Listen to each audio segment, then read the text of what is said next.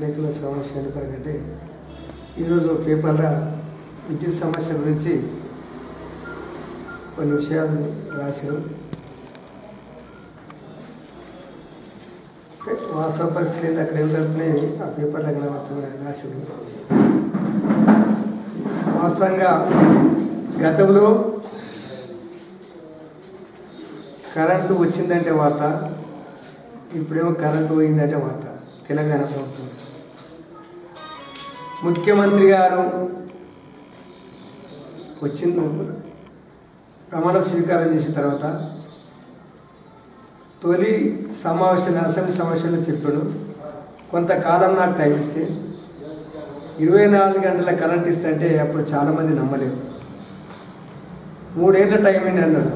కానీ 3 ఏళ్ళు కాకముందే రైతులకు కానీ వ్యవసాయదారులకు కానీ అన్ని కనెక్షన్లకు ఇండస్ట్రీస్ కానీ ఇన్వెస్ట్కి కానీ అందరికీ కూడా 24 గంటల కరెంట్ ఇచ్చిన ఘనత కేసీఆర్కే దక్కింది. మన భారతదేశంలో ఎక్కడ లేదనుకో ఇటువంటి పరిస్థితి. అప్పుడు ఒక ట్రాన్స్ఫార్మర్ కాలిపోయిందంటే నానా ఇబ్బందులు ఉంటాయి. ఎప్పుడు చూసినా లో వోల్టేజ్ సమస్య ఉండి ట్రాన్స్ఫార్మర్లు కాలిపోకము, మోటార్లు కాలిపోకము, రైతు పంట పెట్టినంటే ఊరికి తిరగమే ఉండే, ఆ ఇబ్బందులే ఉండే. ఒక ట్రాన్స్ఫార్మర్ కాలిపోతే తిరిగి వచ్చేటప్పుడు 4-5 రోజులు 5-6 రోజులు 7-8 రోజులు పడేది. ఉన్న చేనులు ఎండిపోయే పరిస్థితి ఉంది. ఆ పరిస్థితి ఇప్పుడు లేదు. కాబట్టి కరెంటు వ్యవసాయదారులకైనా ఎవరికి కానీ ఎలాంటి ఇబ్బంది జరగకూడదని ముఖ్యమంత్రి దృఢ సంకల్పంతో విజయంతో ప్రయత్నించి ఈ సమస్యను పరిష్కరించాలని చాలా ప్రయత్నం చేశారు. నిజంగా అందరూ ముఖ్యమంత్రి గారికి ధన్యవాదాలు చెప్పాలి. కానీ కొన్ని సమస్యలు మీరు అన్నట్టు ఇప్పుడు కొన్ని ఉన్నాయి. అంటే స్థానికంగా కొన్ని సమయం స్ఫూర్తిగా కొన్ని లూజు వాళ్ళు చాలా కాలం నుంచి గోయిలు గుంజిననుకో, ఆ గోయిలు లూజుగా అయ్యి ఆ భూమిలో పడుతుంది. భూమి కిందికి మంచి తాగేటట్టు ఉండకం, అది రెక్టిఫై చేసుకోకపోవడం కానీ, అదే కానీ కొన్ని ఏరియాలో ఏబీ స్విచ్లు లేక కూడా ఎల్సీ తీసుకోవాలన్న జాగ్రత్త కానీ కొంతమంది ప్రాణ నష్టం జరిగిన వాస్తవం. కాబట్టి అటువంటి సమస్యలు రావద్దని, రైతులకు కానీ గృహాలకు కానీ ఎవరికైనా సమస్యలు రావద్దని మా ఎలక్షన్ తర్వాత మేము వచ్చిన తర్వాత 15 సబ్స్టేషన్లు మంజూరు చేసినాం. 15 సబ్స్టేషన్లు మంజూరు చేసినాం. 15 అందులో 3 కంప్లీట్ ఛార్జ్ అయినాయి, 3 కంప్లీట్ అయినాయి.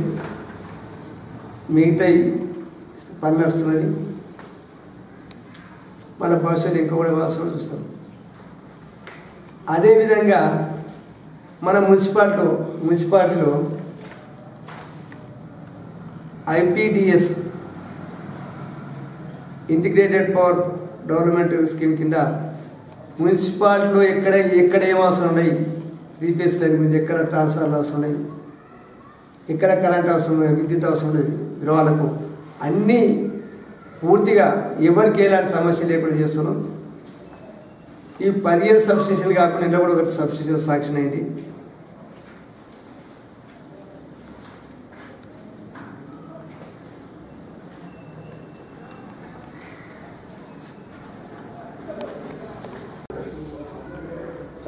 క్లాస్ కలిపే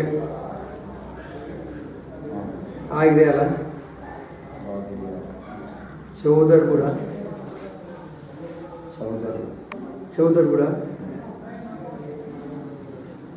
కొడిచెర్ల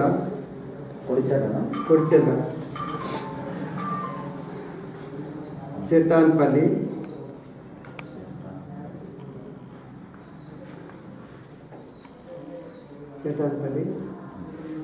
కిషన్ నగర్, అల్వాల, మహాదేవ్పూర్,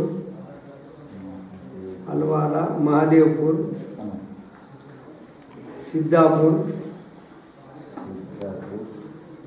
సేగూరు, కమ్మదనం, కోమాల్పల్లి, తుమ్మలపల్లి, వీళ్ళపల్లి.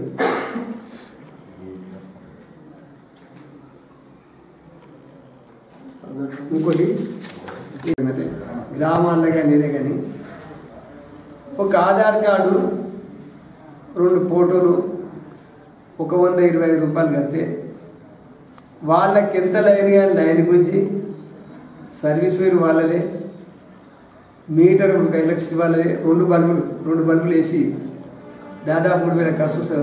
గవర్నమెంట్ భరించి వాళ్ళు చేస్తారు. కాబట్టి వాళ్ళతో విజ్ఞప్తి చేసేదంటే అది అక్టోబరే లాస్ట్ డేట్ ఉన్నది. కాబట్టి తొందరగా అక్టోబర్ లోపల అందరూ 125 రూపాయలు కట్టి నిజంగా ఇళ్ళ కనెక్షన్ తీసుకున్నాను కోరుతున్నాను. ఈ అవకాశం మన రావాలంటే రాదు. ఇప్పటికే దీనికి 2500 దరఖాస్తు వచ్చినాయి. దాదాపు 1000 మీటర్లు బిగించడం జరిగింది. 2500 అప్లికేషన్లు వస్తే 1000 మీటర్లు బిగించడం జరిగింది. తప్పకుండా అవన్నీ బిగిస్తారు.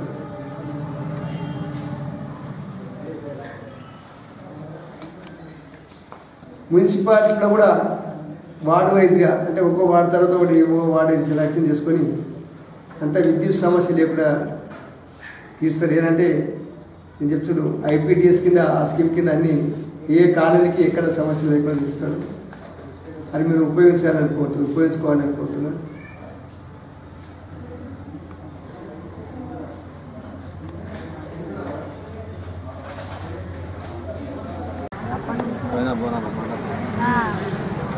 ఉగాది కన్నారు, రంజాన్ కన్నారు,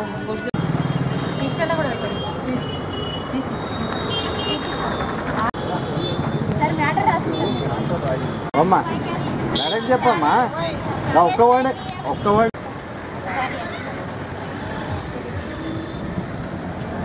మున్సిపాలిటీ పరిధిలో ఆర్పీలుగా పనిచేస్తున్న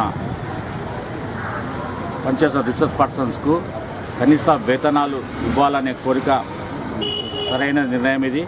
ఎందుకంటే వాళ్ళు కనీస వేతనాలు లేకుండా వాళ్ళ షాద్దాన్ మున్సిపాలిటీలో అనేక కార్యక్రమాలు చేపడుతున్నారు. చీరల పంపిణీ కానీ, ODFలు కానీ, మరియు ఒంటరి మహిళ సర్వే కానీ, నిస్సాయ సర్వే కానీ, చేనేత కార్మికుల సర్వే కానీ, బతుకమ్మ చీరలు కానీ, వివిధ రకాల బీమా, పల్స్ పోలియో, ఎన్నో కార్యక్రమాలు ప్రభుత్వాన్ని చేదోడువాదులుగా పనిచేస్తున్నారు. కాబట్టి వీళ్లకు కనీస వేతనాలు ఇచ్చి వాళ్ళ ఉద్యోగ భద్రత కల్పించాలని చెప్పి కోరుకుంటున్నాం. నగర్ మున్సిపాలిటీలో ఆర్పీలుగా పనిచేస్తున్నటువంటి 24 రిసోర్స్ పర్సన్లకు 2011లో మున్సిపాలిటీ అయిన తర్వాత ఇక్కడ ఉన్నటువంటి 23 వార్డుల్లో వాళ్ళు తిరిగి రిసోర్స్ పర్సన్గా పనులు చేయడం జరుగుతుంది. అందులో భాగంగా పేదరిక నిర్మూలన అనే కార్యక్రమంతో వాళ్ళు పనులు చేస్తున్నారు. 2011 నుంచి వాళ్ళకి ఇప్పటి వరకు ఎలాంటి వేతనాలు ఇవ్వకుండా మన తెలంగాణ వస్తే మన పైసలు, మన ప్రభుత్వము, మన పాలన మనమే చేసుకుంటారనే ఉద్దేశంతో సోనియా గాంధీ ఇక్కడ తెలంగాణ రాష్ట్రం ఇస్తే ఇక్కడ ఉన్న ప్రభుత్వము ఎవరికి కూడా ఏ పనులు చేయకుండా వాళ్లకు ఉద్యోగ భద్రతలు కల్పించకుండా గ్రామీణ ప్రాంతాల్లో ఎవరైతే ఆర్పీలుగా ఉన్నారో వాళ్లకు రాష్ట్ర ప్రభుత్వం నుంచి 3,000 రూపాయలు, రిసోర్స్ మన SLF కింద 2,000 రూపాయలు, ఇట్లా కలిపి టోటల్గా 5,000 రూపాయలు ఇవ్వడం జరుగుతుంది. ఇక్కడ ఉన్న మున్సిపాలిటీలో పనిచేస్తున్న రిసోర్స్ పర్సన్లకు కూడా వాళ్ళు అడిగే డిమాండ్ సరిగింది కాబట్టి వాళ్లకు ఉద్యోగ భద్రత కల్పిస్తూ వాళ్ళకు కూడా ఇక్కడ జీతం ఇవ్వాలని చెప్పి, ఎందుకంటే ప్రతి పని మున్సిపాలిటీ వాళ్ళు ఈ రిసోర్స్ పర్సన్ల ద్వారానే తీసుకుంటున్నారు కాబట్టి వాళ్ళు రాష్ట్ర మొత్తంలో సమ్మె కార్యక్రమం చేస్తున్నారు. కాబట్టి ఇవాళ రెండో రోజు సందర్భంగా మేము ఇక్కడికి రావడం జరిగింది. వాళ్లకు అయితే నేను మాజీ ఉప సర్పంచ్గా కాంగ్రెస్ పార్టీ తరఫున వాళ్లకు ఎలాంటి అవకాశం అంటే ఎలాంటి మద్దతు కావాలన్నా మా కాంగ్రెస్ పార్టీగా మేము ఇవ్వడానికి రెడీ ఉన్నాం కాబట్టి వాళ్లకు పూర్తి మద్దతు ప్రకటిస్తున్నాము. ప్రభుత్వం మేము షాద్నగర్ మున్సిపాలిటీలో రిసోర్స్ పర్సన్స్ యూనియన్ ప్రెసిడెంట్ నేను. నా పేరు అనిత. మేము మున్సిపాలిటీ అయినప్పటి నుంచి 2011 నుంచి మున్సిపాలిటీ అయినప్పటి నుంచి ప్రతి ఒక్క సర్వే మున్సిపల్కి సంబంధించింది, మహిళా సంఘాలకు సంబంధించింది ప్రతి ఒక్క వర్క్ మేము చేస్తున్నాము.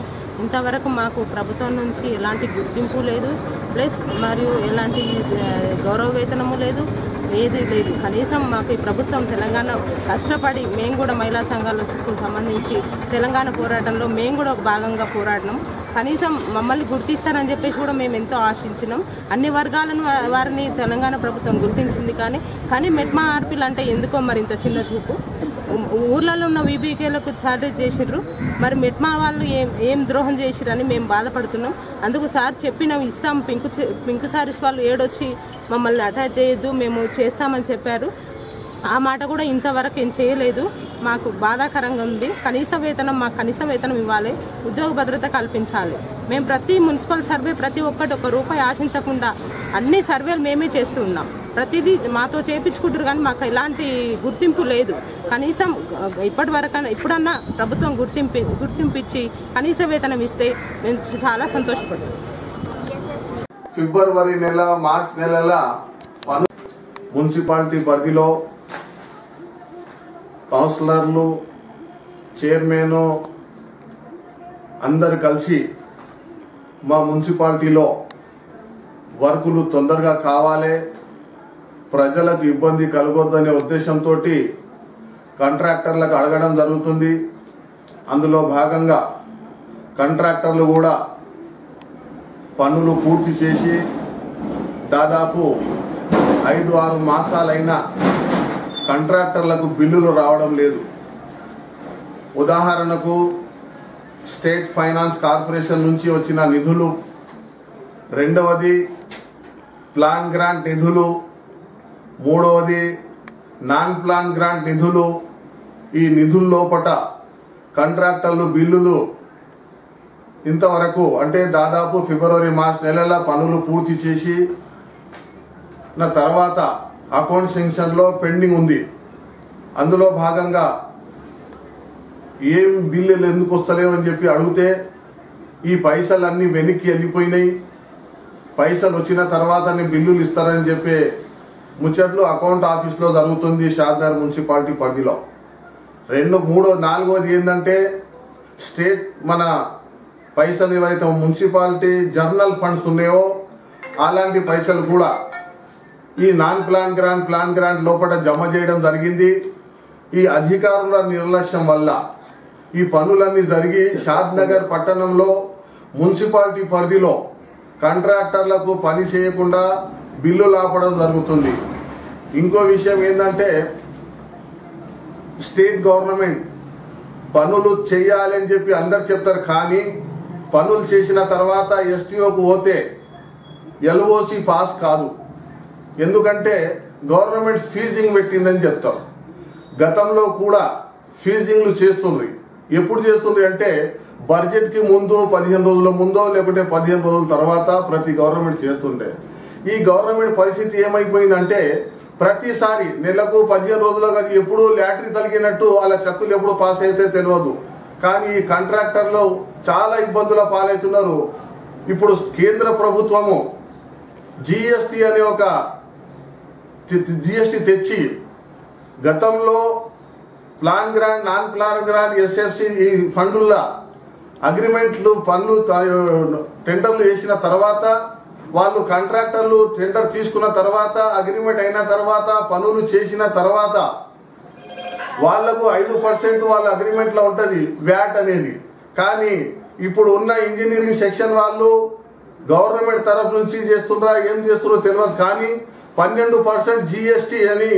కాకపోతే ఫైనల్ బిల్ చేయకుండా పార్ట్ బిల్ వర్క్ కంప్లీట్ అయిపోయిన తర్వాత కూడా ఫైనల్ బిల్ చేస్తలేరు. చేయకుండా ఏం చేస్తున్నారంటే పార్ట్ బిల్ అని చెప్పి 12% కాంట్రాక్టర్ల దగ్గర బిల్లులు పట్టుకుంటున్నారు. ఇలా పట్టుకునే దాంట్లో ఏమవుతుందంటే ఎగ్జాంపుల్ మన షాద్నగర్ మున్సిపాలిటీ పరిధిలో 1 కోటి రూపాయల వరకు జరిగింది. అంటే 7 లక్షల రూపాయలు మొత్తం మా మున్సిపాలిటీ అంటే గవర్నమెంట్ ఫండ్లో ఉంటుంది. ఈ కాంట్రాక్టర్లకు ఇట్లా పట్టుకోవడంలో నష్టం జరుగుతుంది కాబట్టి కాంట్రాక్టర్లు కూడా ముందరికి రాకుండా పనులలో జాప్యం జరుగుతుంది. గవర్నమెంట్ కానీ ఈ మన అధికారులు ప్రతి ఒక్కరు కూడా కలిసి ఇలాంటి సమస్యలు ఎత్తకుండా చేయాలని చెప్పి ఇప్పుడు మేము అంటే బాబర్ ఖాన్ మాజీ ఉప సర్పంచ్ నాయకత్వంలో అందరం కలిసి కలెక్టర్ గారికి ఒక మెమోరాండం ఇవ్వడం జరిగింది. లాస్ట్ ఇయర్ కూడా ఇట్లే జరిగితే కలెక్టర్ గారికి చెప్తే కలెక్టర్ గారు 3-4 రోజుల తర్వాత పైసలు కాంట్రాక్టర్లకు ఇప్పించడం జరిగింది. ఇప్పుడు కలెక్టర్ గారికి ఒక అప్లికేషన్ ఇచ్చినాము. అలాగే CDMA కమిషనర్ మున్సిపల్ అడ్మినిస్ట్రేషన్ గారికి కూడా ఒక లెటర్ పంపడం జరిగింది. ప్రిన్సిపల్ సెక్రటరీ మున్సిపల్ అడ్మినిస్ట్రేషన్ గారికి కూడా ఒక లెటర్ పంపడం జరిగింది. అలాగే అడిషనల్ డైరెక్టర్ మున్సిపల్ అడ్మినిస్ట్రేషన్ గారికి కూడా ఒక లెటర్ ఫ్యాక్స్ వాళ్ళకు ఈమెయిల్ ద్వారా పంపడం జరిగింది. అందుకోసమే వీళ్ళందరూ ఈ కాంట్రాక్టర్లను దృష్టిలో పెట్టుకొని అభివృద్ధిని దృష్టిలో పెట్టుకొని వీళ్ళకు వచ్చే బిల్లు ఎవరైతే ఉన్నాయో అన్ని బిల్లులు త్వరగా వచ్చేటట్టు చేస్తారని చెప్పి ఆశిస్తున్నాం.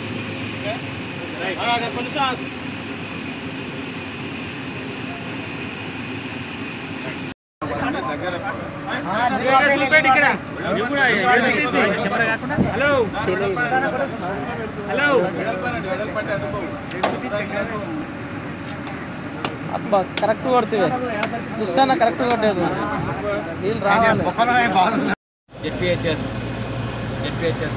హై స్కూల్లో జెడ్పీ సెక్టార్ నిధుల నుండి ఈరోజు బోరు శాంక్షన్ చేసిన మన పెద్దలు జెడ్పీటీసీ మరియు పల్లె నరసింహన్న గారికి మరి ఇక్కడికి వచ్చిన ప్రతి ఒక్కరికి హృదయపూర్వక ధన్యవాదాలు తెలుపుతూ నిర్దవెల్లికి ఒక జెడ్పీటీసీకి ఒక ప్రత్యేక బంధం ఉంది. ఎందుకనంటే అడిగేదడివే యువతకు కానీ ఇక్కడ ఉన్న విద్యా వ్యవస్థకు బలోపేతం చేయాలని తన లక్ష్యంగా పెట్టుకొని జెడ్పీటీసీ నిధుల నుంచి ఎప్పుడు వచ్చినా నిర్దవెల్లికి విద్యార్థులకు తాగునీటికి సమస్య ఉందని తన దృష్టికి తీసుకుపోతే గతంలో ఒక బోరు ఇవ్వడం జరిగింది.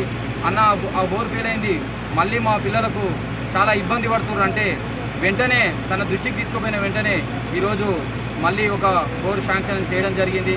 అదేవిధంగా ఎన్నో విధాలుగా కేశంపేట మండలంలో ప్రతి విలేజ్కి తన